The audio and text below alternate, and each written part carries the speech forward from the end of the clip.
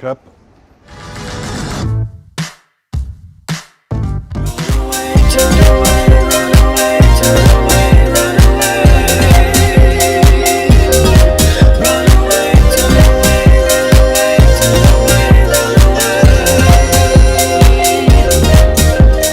Un an après 120 battements, oui, on est exactement un an après 120 battements par minute. Le film a commencé sa carrière ici à Cannes, donc il y a un an, où il était en sélection officielle. J'ai eu la chance de pouvoir venir voir la projection à Cannes.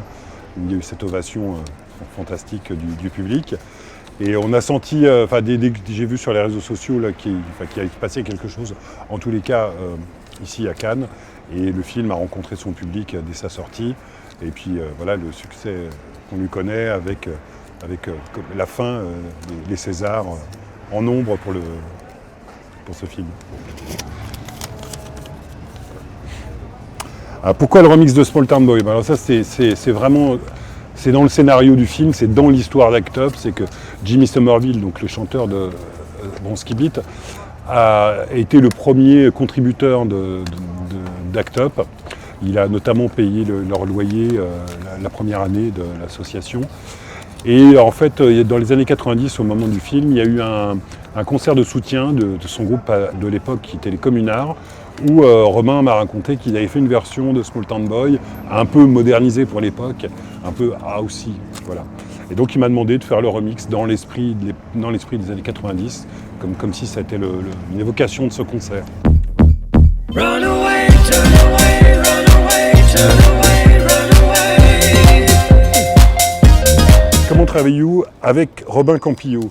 Eh bien, pour les deux films qu'on a fait ensemble, et encore un peu plus sur 120 battements par minute, j'ai répondu à des demandes très précises de Robin au moment avant le tournage. Au moment où il fait son casting, il vient me voir et puis on parle. Et il m'a commandé le battement, de lui faire un morceau qui commence avec ce battement qui accélère et qui devient un rythme et qui devient le rythme de la musique de club. Et le thème de flûte qu'on entend tout au début du film.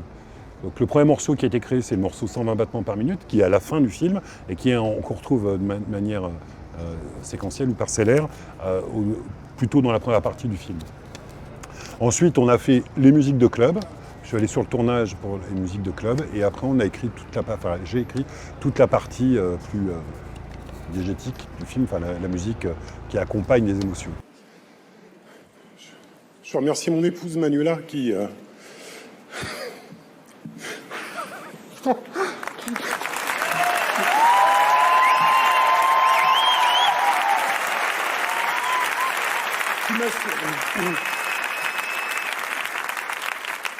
m'a soutenu qui me soutient depuis 20 ans et qui m'inspire.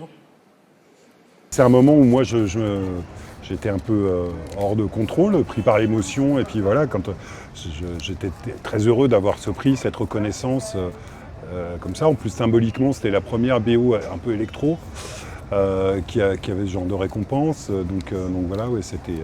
Et les gens me disent que voilà, ils me parlent de mon discours, de mon émotion. La meilleure scène de club au cinéma. La meilleure, c'est dur, parce qu'elles sont souvent ratées en fait. C'est un peu le constat et c'est ce que les gens ont dit avec 120 battements par minute. Là, franchement, je ne saurais pas vous dire. Moi, après, il y a celle de Basic Instinct, qui est tellement ridicule, qui est drôle. Donc elle en devient avec ces espèces de punk 80s de Los Angeles. Voilà. Là, je dirais ça parce qu'elle est justement l'archétype de la scène ratée et qui finalement en est culte.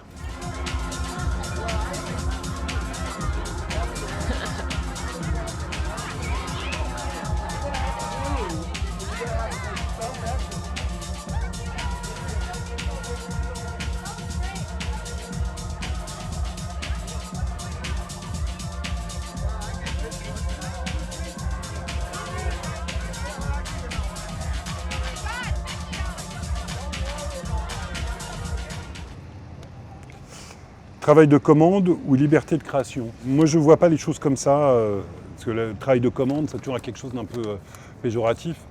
Justement, avec les films, c'est souvent une rencontre avec des réalisateurs. Là, en l'occurrence, avec Robin Campillo, il y a une vraie rencontre artistique, un vrai échange voilà, très agréable pour moi. Et je ne vois pas comme un travail de commande, même si c'en est une, même s'il me demande une musique avec un cahier des charges particulier.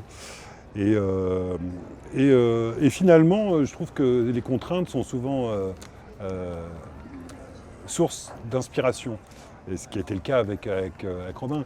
J'aurais sûrement jamais fait un disque de house music. J'adore cette musique, je peux en jouer, je peux en écouter, je connais très bien l'histoire, mais voilà, je ne me suis jamais vraiment autorisé à en faire. Et là, c'était l'occasion avec Robin, il m'a mis cette contrainte, et voilà, qui m'a permis de faire un disque comme ça, de house music, que j'aurais jamais fait. Donc dans la commande, il y a quelque chose de créatif et très, très agréable aussi. Le réalisateur avec lequel vous rêveriez de travailler, il y a un réalisateur dont j'apprécie l'approche du son, et que je trouve particulièrement intéressante et à la limite de la musique concrète parfois, c'est Jean-Luc Godard. Voilà. Je trouve que Godard, c'est des films qu'on peut écouter. C'est vrai que c'est une expérience qui, c'est une expérience qui doit être vraiment intéressante de voir sa vision, de comment il a le son, aussi bien les dialogues, comme il les décale souvent avec l'image et même avec la musique. C'est voilà, Godard.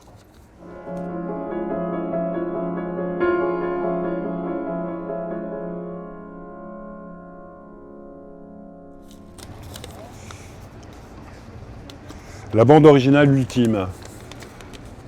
La bande originale ultime. En ce moment, je suis très dans Nino Rota, donc je vais dire le Casanova de Fellini, que je trouve magnifique. Déjà, le film est très musical et presque c'est une comédie musicale pratiquement, très dansant.